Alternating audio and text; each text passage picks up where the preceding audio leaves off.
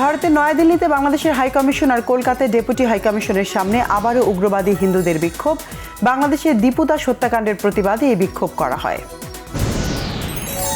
ঢাকায় ভারতের হাইকমিশনার প্রণয় ভার্মাকে তলব করে বাংলাদেশ মিশনে হামলা চেষ্টার নিন্দা ও ঘটনা তদন্তের আহ্বান জানিয়েছে পররাষ্ট্র মন্ত্রণালয়।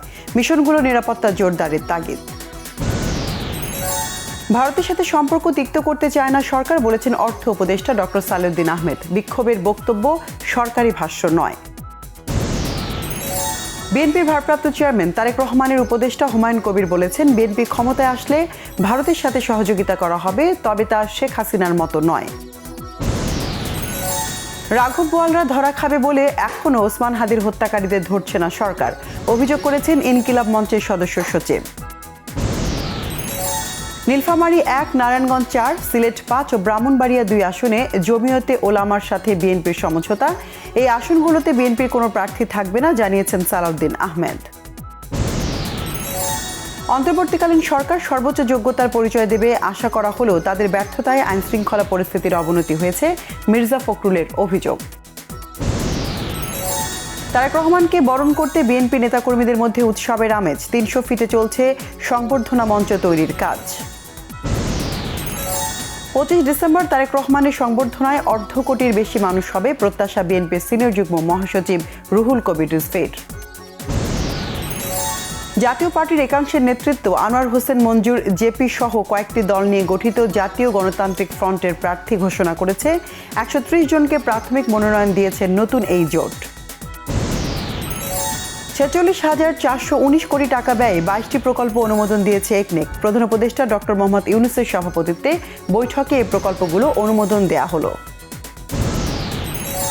যুগ সন্ধিক্ষণে দাঁড়িয়ে আছে দেশ, তাই দায়িত্বে ব্যর্থ হওয়ার কোনো সুযোগ নেই। আইনের শাসন কাকে বলে এবার দেখিয়ে দিতে চায় ইসি, বললেন সিইসি।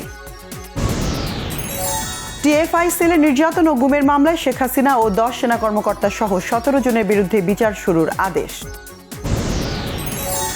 আইনজীবী সাইফুল ইসলাম আলিফ হত্যা মামলার পরবর্তী বিচারিক কার্যক্রমের জন্য মামলাটি মহানগর দায়রা জজ আদালতে পাঠানোর আদেশ।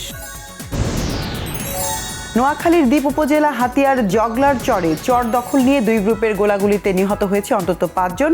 এ সময় গুলিবিদ্ধ সহ দুপক্ষের অন্তত 10 জন আহত। সিরিয়ার আলেপ্পো শহরে সিরীয় সেনাবাহিনী ও কুর্দি নেতৃত্বাধীন সিরিয়ান ডেমোক্রেটিক ফোর্সেস এসডিএফ এর সংঘর্ষে 2 জন নিহত হয়েছে। নিউ ইয়র্কের মেয়র জোহরান মামদানির গ্রেফতারের হুমকি উপেক্ষা করে যুক্তরাষ্ট্র সফরের সিদ্ধান্তে অনড় ইসরায়েলের প্রধানমন্ত্রী বেনিয়ামিন নেতানিয়াহু।